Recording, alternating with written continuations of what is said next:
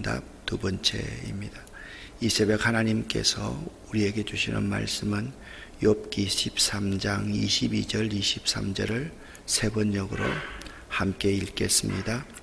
하나님께서 먼저 말씀하시면 내가 대답하겠습니다. 그렇지 않으시면 내가 먼저 말씀드리게 해주시고 주님께서 내게 대답해 주십시오. 내가 지은 죄가 무엇입니까? 내가 무슨 잘못을 저질렀습니까? 내가 어떤 범죄에 연루되어 있습니까? 아멘. 새 친구들은 자기들의 입장에서 욥을 공박하고 있지만 사실 욥의 입장에서는 친구들은 편견을 갖고 일방적인 말만 욥에게 하고 있었던 것입니다. 그래서 욥은 계속 새 친구에게 이렇게 말을 합니다. 1절 2절에서 너희만큼 나도 알고 있다. 5절과 13절에서 그러니 이제 좀 잠잠하고 나를 내버려 두라 라고 말씀하였습니다. 욥은 12장에서 이렇게 말했습니다. 하나님, 제가 저의 죄악 때문에 고통 속에 저를 밀어 넣으셨다면 얼마든지 받겠습니다만 이러한 고통을 받을 만한 죄악을 범했음을 제가 도무지 알지를 못하겠습니다. 알려주시기를 바랍니다 라고 욥은 말했습니다. 욥은 친구들의 편견에 대해서 침묵하라고 말을 합니다. 욥은 친구들에 대하여서 거짓말을 지어내는 자요 다 쓸데없는 돌팔이 의사라고 그렇게 4절에 말씀하고 있습니다. 또한 5절에 욥은 지금 이러한 환경과 여건과 처지에서 가장 현명한 처사가 무엇인지 아느냐? 좀 잠잠해 주는 것이다. 그것이 나를 도와주는 것이다 라고 5절에 말을 합니다. 또한 욥은 친구들에게 내 주장에 귀를 좀 기울여 주기를 바란다. 너희들 생각만 일방적으로 나에게 그냥 강요하지 말고 내 말에 귀를 좀 기울여 다오. 그리고 내가 하나님 앞에 간청하는 것을 좀 이해해 주기를 바란다 라고 부탁하고 있습니다. 그리고서 욥은 7절부터 13절에 이렇게 말합니다. 자네들은 하나님을 위한다면서 그런 헛된 소리와 거짓말을 하는가? 그분께 지금 아첨을 하자는 것인가? 하나님을 위해서 자네들이 변호사라도 되는 것인가? 그분이 자네들 속마음을 다 아시겠지. 자네들은 사람을 속이듯 그분을 속일 수 있다라고 믿나? 자네들이 계속 불공평하게 행하면 분명히 그분이 자네들을 꾸짖을 것일세. 그분이 그의 위엄으로 자네들을 놀라게 하시고 공포에 떨게 하실 거야. 자네들의 교훈은 어떤 쓰레기 더미에서 가져왔나? 자네들의 주장은 어떤 흙더미에서 가져왔나? 제발 입 다물고 고난당하고 있는 내 처지 좀 이해하고 내 말 좀 들으려고 좀 생각해 보게나. 무슨 일이 일어나도 내가 당할 것이 아닌가? 내가 죄를 지었으면 내가 당하면 될 것이 아닌가? 그런데 왜 자네들이 그렇게 난리인가? 라고 욥은 친구들에게 말을 하고 있습니다. 6절부터 9절까지 해서 하나님을 위해서 변론한다는 친구들의 주장이 오히려 불의한 내용이라고 욥은 말을 합니다. 그들의 이야기는 쓰레기 더미 같은 속담이나 방어할 수 없는 토성처럼 무가치하기 때문에 차라리 침묵하는 것이 내가 당하고 있는, 친구가 당하고 있는 이 고난당하는 현실에서 더 낫다고 욥은 주장하고 있는 것입니다. 그래서 3절에서 욥은 이렇게 분명히 선언합니다. 그러니 나는 오직 전능자에게만 말씀드리고 이제부터 자네들과 변론하지 않겠네. 그게 나를 더 피곤하게 하네. 그러니 나는 오직 전능자에게만 말씀드리고 나의 처지에 대해서 전능하신 하나님과만 의논하고 싶다네. 이처럼 우리도 극한 어려움에 있을 때 자신을 교훈하고 지적하는 사람들과 변론하기보다는 나의 처지에 대해서 하나님께만 말하고 하나님과 의논하는 것이 훨씬 더 유익한 것임을 알아야 합니다.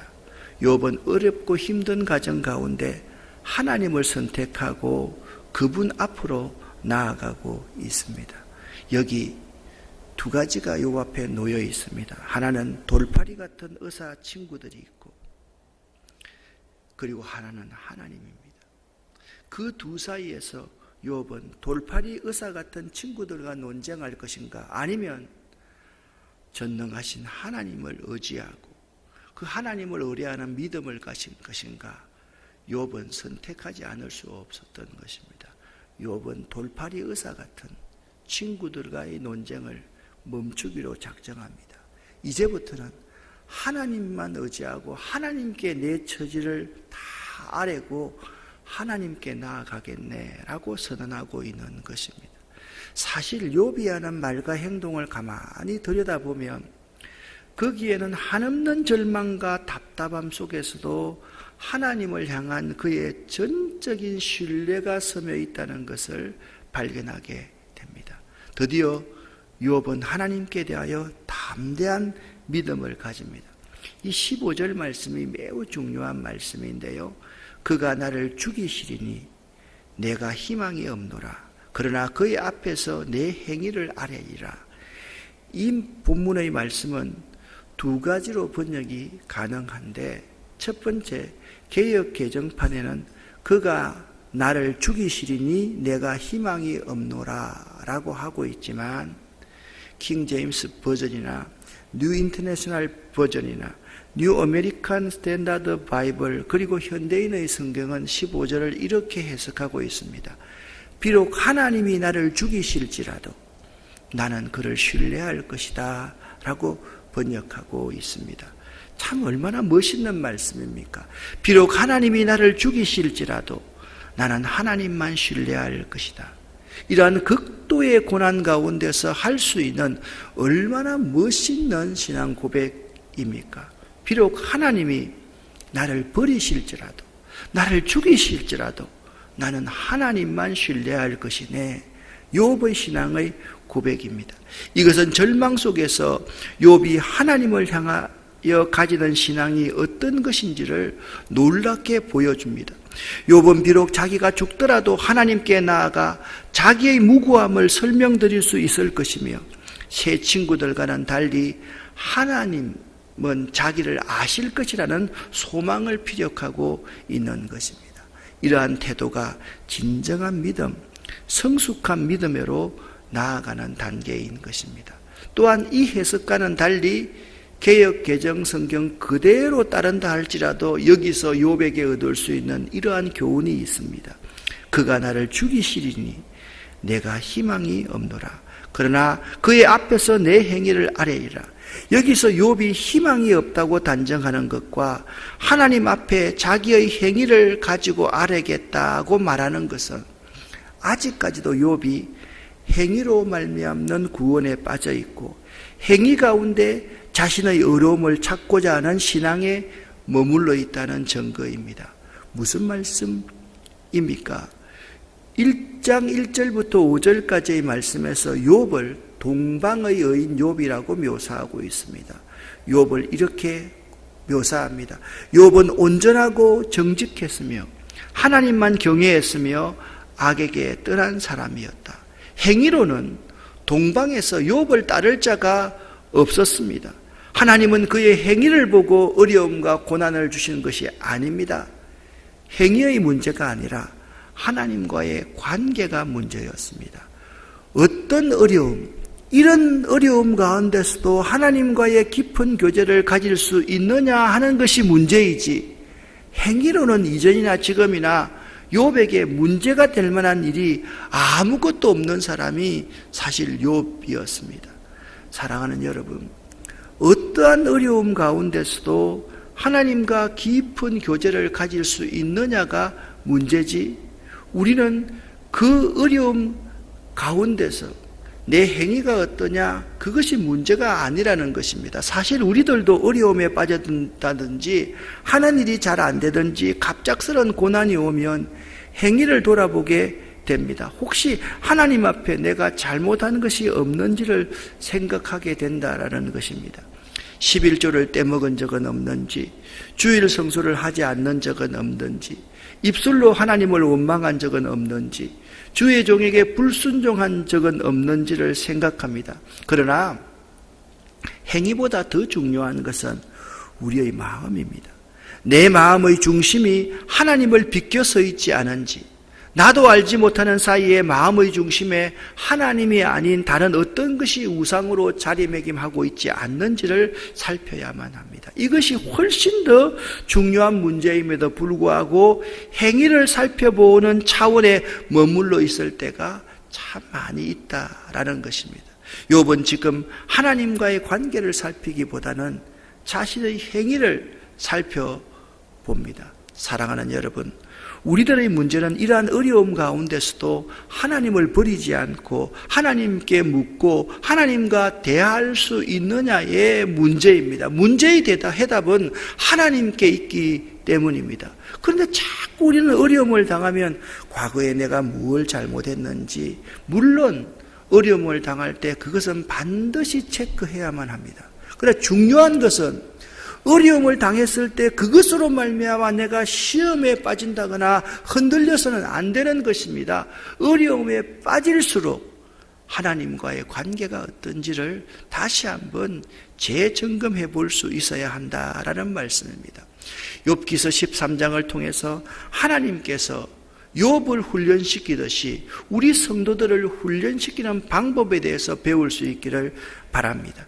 이전의 부모들은 자녀들에게 세심하게 신경을 쓸 시간도, 살기에 바빠서 돈 벌어서 입에 풀칠하기에 바빠서 자녀들에게 삶을 가르치는 세세한 것 말하지 않았습니다. 큰 틀, 큰 흐름만 우리 부모님들이 가르쳐 주셨습니다. 성실하고 정직하여라, 열심히 노력하고 공부하여라, 신앙생활 잘하거라, 이 정도의 큰 틀만 잡아주고 인격적인 삶에 대해서 어른들에게 인사 잘해라, 그리고 착하게 살아야 된다, 이 정도만 교육했습니다. 그러나 요즘의 부모들은 자녀들이 태어나서 초등학교, 중학교, 고등학교, 대학교, 결혼 때까지, 심지어는 결혼하고 나서도 세세하게 자녀들을 자기 자식처럼 인도해 주려고 합니다. 요즘의 자녀들은 부모가 시키는 대로 하면 됩니다. 하지만 그 안에서 자율성은 사라지고 자생력과 경쟁력이 부족하게 되는 것입니다. 하나님께서는 세밀하게 우리를 인도하실 때도 있지만 대부분 세밀한 부분까지는 알려주지 않습니다.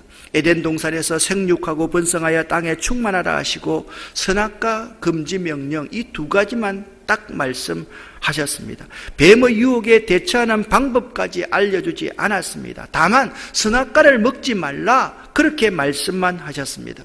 사람들은 뱀의 유혹에 대처하는 방법을 하나님이 가르쳐주지 않아서 먹었다고 그렇게 핑계할 수가 있습니다. 그러나 하나님은 선악과 금지 명령을 이미 내려주신 것입니다. 아브라함에게 하나님께서는 어떻게 교육하셨습니까? 본토 친척 아비의 집을 떠나서 내가 내게 지시할 땅으로 가라라고는 큰 틀의 명령만 해주셨습니다. 그 과정에서 수많은 역경과 어려움 속에서 아브라함은 하나님을 조금씩 더 깊이 알아갔던 것입니다. 여러분, 요셉에게도 하나님께서 뭘 해주셨습니까? 어릴 때 그에게 비전을 주셨습니다. 그리고서 수많은 어려움을 요셉이 뚫고 나가면서 하나님과 더욱더 가까워졌던 것을 볼 수가 있습니다. 하나님은 자신이 인정하는 욥, 자신이 진심으로 사랑하는 욥을 역시 이와 같은 방법으로 성장시켰습니다. 욥은 자기 신앙이 참 좋은 줄 알았습니다. 그러나 그의 신앙은 틀에 갇혀 있었습니다. 착한 일을 하면 복을 받고 나쁜 일을 하면 벌을 받는다, 이런 인과율에 젖어 있었습니다. 먹고 사는 것이 문제가 없고 자녀들이 잘 번성하고 인생에 아무런 어려움이 없을 때는 하나님 앞에서 자신이 신앙생활을 잘하고 있는 줄 알았습니다. 하지만 본격적인 하나님의 담금질이 시작되자 그런 대처한 방법이 전무하다는 것을 깨닫게 됩니다. 하나님을 원망하지 말아야 된다는 것 한 가지와 하나님 앞에서 입으로 죄를 짓지 말아야 한다는 것만 붙들고서 있습니다. 어떻게 이 터널을 헤쳐나가야 할지 하나님은 그에게 아무 말씀도 하지 않고 지금 침묵하고 계셨습니다. 그래서 욥은 넘어지기도 하고 실수를 하기도 하고 불평과 불만을 터뜨리면서도 길을 찾아 하나님 앞으로 나아갑니다. 이렇게 욥은 담금질되고 있는 것입니다. 우리 인생도 마찬가지입니다. 하나님이 세세하게 이것 하라 저것 하라 그렇게 말씀하지 않고 큰 틀에서 우리를 말씀합니다. 생육하고 번성하여라. 하나님만 사랑하고 이웃을 사랑하여라. 그러면 그 가운데서 역경과 고난은 우리가 뚫고 나가면서 그 가운데 나와 함께 하시는 하나님, 전능하시는 하나님, 하나님이 이 세상의 모든 주인이 되심을 인정하는 삶을 배워가야만 하는 것입니다. 그래서 욥은 하나님께 나아가 말하게 될 때 두 가지를 20절과 21절에서 강구합니다.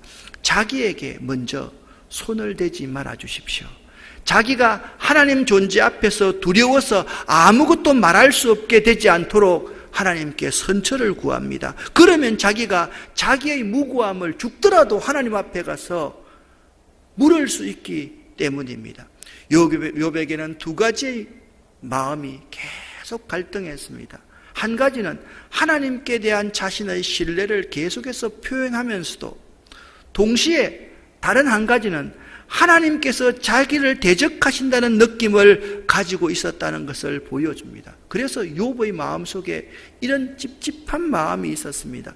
내가 기억이 있을 때는 하나님께 이런 벌을 받을 만한 기억이 없는데 혹시나 자신이 모를 과거 어릴 때 지은 어떤 죄 때문에 내가 이런 고난을 받고 있는 것이 아닙니까? 라고 하나님께 묻고 싶어 합니다. 그래서 욥은 23절에서 28절에 이렇게 단언합니다. 제게 말씀하시면 하나님 대답하겠습니다. 아니면 제가 묻는 말씀에 대답해 주십시오. 저의 허물과 죄가 얼마나 많습니까? 제가 반역한 일과 죄를 저에게 보여주십시오. 왜 당신은 저를 피하시고 원수 취급만 하시고 침묵만 하고 계십니까? 바람에 날리는 낙엽과 같은 저를 왜 이렇게 괴롭히십니까? 마른 풀과 같은 저를 왜 쫓아오시나요? 당신은 저의 죄를 모두 기록하시고 어렸을 때의 잘못을 지금 갚으시는 것 같습니다. 내가 기억하지 못하는 어렸을 때 죄를 꼭 갚는 것 같은 느낌이 제게 듭니다. 당신은 제 발에 착고를 채우시고 걸음마다 나를 지켜보시고 내 발자국까지 추적하시니 내가 썩는 물건처럼 썩어가고 좀 먹는 옷처럼 생명이 약해져 갑니다. 라고 욥은 하나님께 단언하고 있습니다. 사랑하는 여러분, 누구나 확신을 가지고 신앙생활을 할 때가 있고 또 확신이 사라지고 믿음이 흔들릴 때가 있습니다. 확신을 가지고 신앙생활을 할 때든지 믿음이 많이 흔들릴 때든지 하나님께서 우리들에게 큰 틀에서 교훈하시는 것을 잊지 않고 나아갈 수 있어야만 합니다. 하나님만 사랑하라. 내 이웃을 내 몸처럼 사랑하라. 그때 우리는 넘어지기도 하고 실수를 하기도 하고 또한 불평을 하면서 하나님의 길을 찾아가면서 하나님을 더욱더 알아가야만 하는 것입니다. 원명과 불평과 갈등도 할 수 있습니다.